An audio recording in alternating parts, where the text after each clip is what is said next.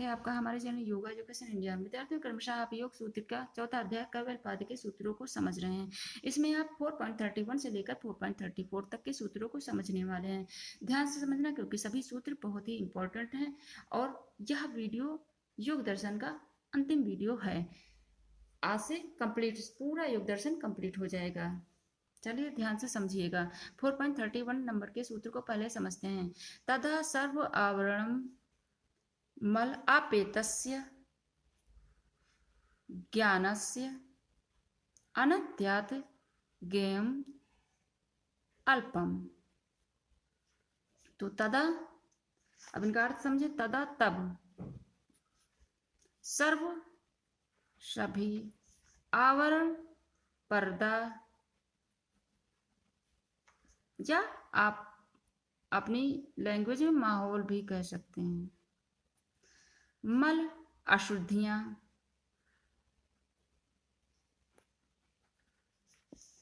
आपेतस्य के बिना यानी रहित,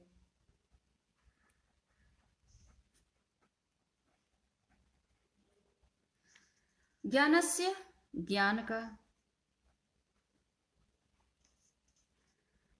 अनंत्यात् अनंता के कारण,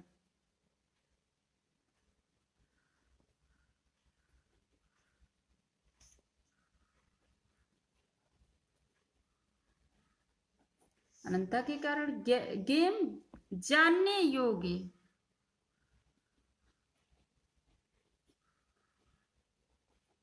अल्पम व्यर्थ। चलिए एक लाइन में इसका अर्थ समझते हैं पहले। आदि तदा सर्वावरणम मल आपेतस्य ज्ञानस्य अनंत्यात् ज्ञेयम् अल्पम। ध्यान समझना, पिछले वीडियो में आपने देखा होगा, अब उसके आगे क्रम से। तब उस समय जिसके सभी प्रकार के आवरण यानी पर्दे और मल दूर हो चुके हैं, ऐसे ज्ञान के अनंत सीमा रहित हो जाने से जानने योग्य यानी ज्ञेय पदार्थ अल्प प्रतीत होते हैं। देखो विद्यार्थियों, तब यानी कब, यानी उस समय, जिस आप पिछला वीडियो देखेंगे तब आपको और अच्छे समझ में आएगा। जब यानी जिसके सभी प्रकार के आवरण और मल दूर हो चुके हैं, ऐसे ज्ञान के अनंत यानी जिसकी कोई सीमा नहीं है, अनंत हो जाने से जानने योग्य पदार्थ अल्प प्रतीत होते हैं। अर्थात विद्यार्थियों, विकास के इस बिंदु पर ज्ञान और बुद्धि, किसका? ज्ञान और बुद्धि पर पर्दा डालने वाले सभी दोष दूर हो जाते हैं और इस कारण अब तक प्राप्त सभी ज्ञान अब क्या लगते हैं? तुच्छ लगने लगते हैं। अर्थात अब वह योगी जिसने भेद करने वालों की पहचान यानी बौद्धिक समझ और रुझान के साथ किए योगिक अभ्यास की रोशनी से कर ली है, वह अविद्या के कारण उत्पन्न होने वाले भ्रम, धारणा बन नहीं जाती है, पूर्व धारणा और पक्षपातों से मुक्त हो जाता है। ऐसा क्यों? क्योंकि धर्मेग समाधि प्राप्त हो चुकी है साधक को। ठीक, उसके बाद ऐसा संभव है। अब चलिए अगले सूत्र की तरफ बढ़ते हैं। 4.32 ततः कृतार्थनम परिणाम क्रम समाप्ति गुणानाम, ततः कृतार्थनम परिणाम क्रम समाप्ति गुणानाम। चलिए इन शब्दों का अर्थ देखें। ततः यानी फिर या कारण, कृतार्थानाम अपना कर्तव्य पूर्ण करने के बाद, अपना कर्तव्य पूर्ण करने के बाद परिणाम यानी परिवर्तन। आप सब कई बार इसको समझ चुके हैं। या और क्रम नियत प्रक्रिया यानी नियमित प्रक्रिया। समाप्ति, अंत। गुणानाम, प्रकृति के गुण। कौन? सत्व रज तम, सत्व रज तम। ततः कृतानाम परिणाम क्रम समाप्ति गुणानाम। चलिए एक लाइन में अर्थ समझ लें। उसके धर्मेक समाधि उदित होने के पश्चात, उसके किसके, ध्यान समझना, धर्मेक समाधि उदित होने के बाद अपना कार्य पूर्ण कर चुकने वाले गुणों के परिणाम उत्पन्न करने वाले क्रम की समाप्ति हो जाती है। अर्थात विद्यार्थियों, मूसलाधार वर्षा के समान गुणों की इस बौछार से एक क्रम में घूमने वाले प्रकृति के गुण की सभी गतिविधियों का अंत हो जाता है। क्यों? क्योंकि उद्देश्यों की पूर्ति हो जाती है।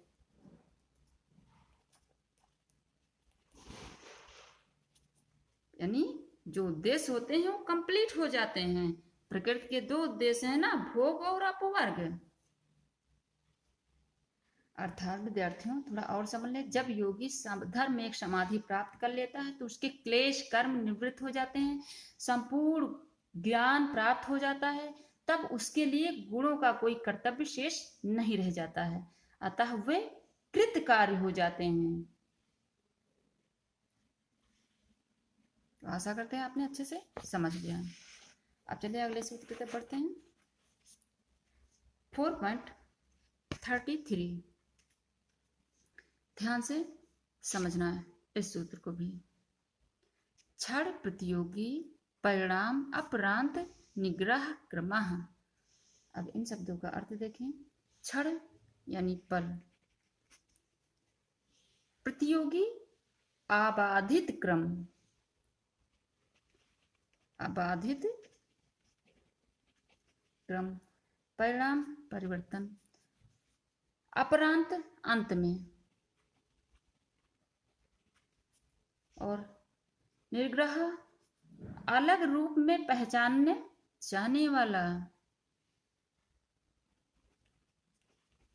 अलग रूप में पहचान। ठीक, यानी अलग रूप में पहचाना जाने वाला, यानी पूरी तरह दिखने वाला क्रम नियमित, या प्रक्रिया कहें या चरण कहें। याद करने के लिए एक लाइन देखें।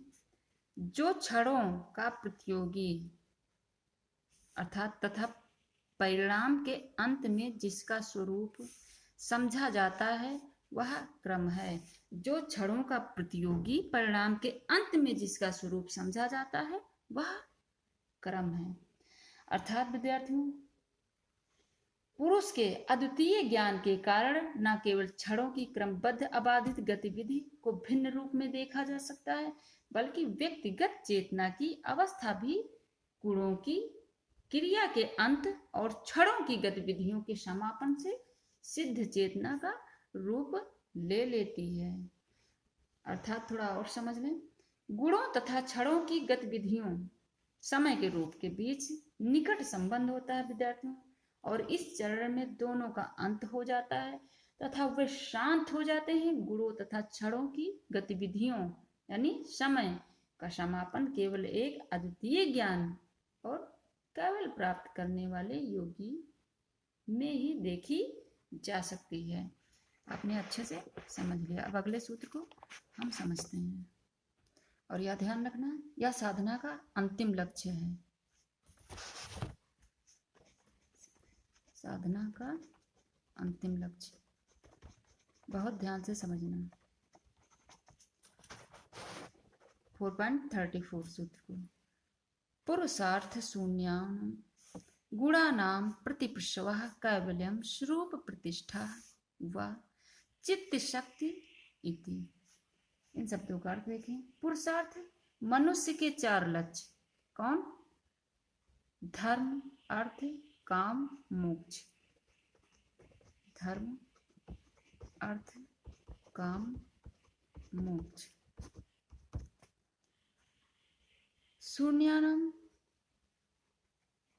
से मुक्त,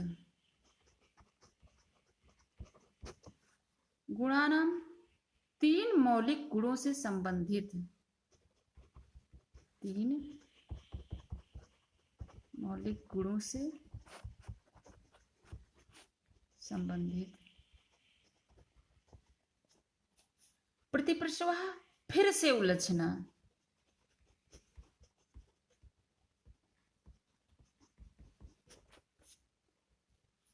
कैवल्यम, जैसा कि आप जानते हैं कैवल, अब आसान भाषा में आप मोक्ष इसको समझ सकते हैं, लेकिन पतंजलि ऋषि ने मोक्ष नहीं कहा है, शब्द जो नहीं यूज किया कहीं पर भी।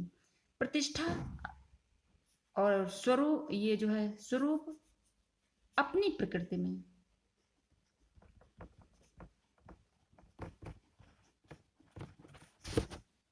प्रतिष्ठा स्थापना,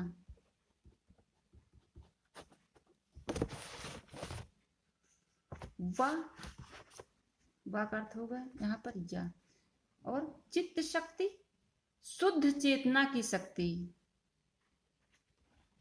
शुद्ध चेतना की शक्ति, और इति समाप्त।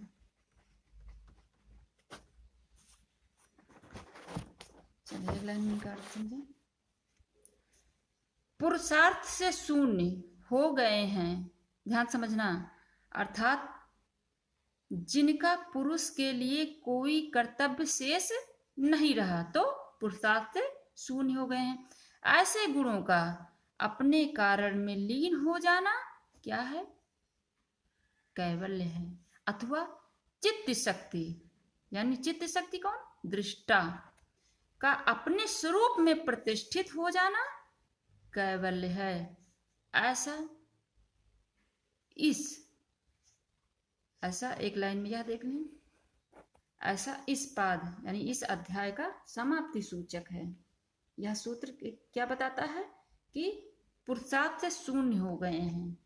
पुरुषार्थ धर्म, अर्थ, काम, मोक्ष, यानी धर्म का पालन करना, धर्म आजीविका के लिए किसी व्यवसाय को अपनाना अर्थ है, और प्रेम यानी काम। अब काम में सब जितनी भी कार्य होते हैं सारे के आ गए इसमें काम में। और सांसारिक जीवन से मुक्ति क्या कहा जाता है? मोक्ष। ठीक, तो पुरुषार्थ से शून्य हो गए, अर्थात जिनका पुरुष के लिए कोई कर्तव्य शेष नहीं रहा, ऐसे गुणों का अपने कारण में लीन हो जाना ही कैवल्य है, अथवा दृष्टा का अपने स्वरूप में प्रतिष्ठित हो जाना कैवल्य है। अर्थात विद्यार्थियों परम मोक्ष, अब मोक्ष आपको समझाने के लिए मैं बताती हूँ। यह कैवल्य की प्राप्ति तब होती है जब सारे गुण और जीवन के उद्देश्य वापस अपने मूल स्थान, यानी कहां पर? मूल प्रकृति में चले जाते हैं। नैसर्गिक शुद्धता के साथ चेतना की स्थापना पूर्ण दिव्य रूप में प्राप्त हो जाती है। कुल मिलाकर क्या है? यही योग है। कुल मिलाकर यही योग है। ठीक, ये योग की परिभाषा आप इसको समझ सकते हैं। अगर ना समझ में आ रहा तो थोड़ा सा मैं और आपको समझा दूं। देखो, गुणों की प्रवृत्ति पुरुष के भोग, सांसारिक भोग जैसा कि अभी मैंने आपको बताया, और अपवर्ग मोक्ष के संपादन के निमित्त इन्हीं को शास्त्रों में पुरुषार्थ, चतुष्ट, धर्म, अर्थ, काम और मोक्ष कहा गया। इसी कार्य के संपादन हेतु गुण, बुद्धि, अहंकार, तन्मात्रा, मन, इंद्रियों एवं शब्द आदि विषयों के रूप में कर्मशः परिणित होते हैं, जिनके हेतु ये गुण उनके लौकिक भोग संपन्न कराकर मुक्त का संपादन कर देते हैं। उनके लिए फिर गुणों का कोई कार्य शेष नहीं रह जाता है। अपना कार्य पूर्ण करके वे अपने कारण अवस्था में लौट जाते हैं, अर्थात गुण अपने कार्य संपादन से कृतार्थ होकर प्रतिलोम परिणाम से अपने मूल कारण में विलीन हो जाता है। यही गुणों का कैवल्य है। तो आपने बहुत अच्छे से समझ लिया है और आज से योग दर्शन के सभी अध्यायों के सूत्रों को भी आपने समझ लिया। यानी यह समाप्ति, योग दर्शन के समाप्ति का यानी अंतिम वीडियो है। आगे मैं किसी और टॉपिक पर आपके सामने वीडियो भेजती रहूंगी, यानी बनाती रहूंगी, नोटिफिकेशन के अनुसार आपके पास आता रहेगा। तो आपने इसमें कितने सूत्रों को समझा? 4 सूत्रों को। पुरुषार्थ शून्यम गुणानाम प्रतिप्रसवा कैवल्यम स्वरूप प्रतिष्ठा व चित्त शक्ति इति छड़ प्रतियोगी परिणाम अपरांत निग्रह क्रम और ततः कृतार्थनाम परिणाम क्रम समाप्तिर गुणानाम तथा सर्व आवरणम मलम आपेतस्य तथा सर्व आवरण मल आपेतस्य ज्ञानस्य अनंत्यात् गेयम अल्पम। और जहां कहीं ना समझ में आए शेयर करना और फीडबैक अवश्य देना, आपको समझ में आ रहा है कि नहीं आ रहा है, सारी चीजें डिटेल जरूर बताइएगा। और नए हैं चैनल को सब्सक्राइब कर लीजिएगा ताकि नोटिफिकेशन ऑन हो सके। स्वयं देखना, दूसरों को जरूर शेयर करना, जरूर शेयर करना, जरूर शेयर करना। धन्यवाद विद्यार्थियों।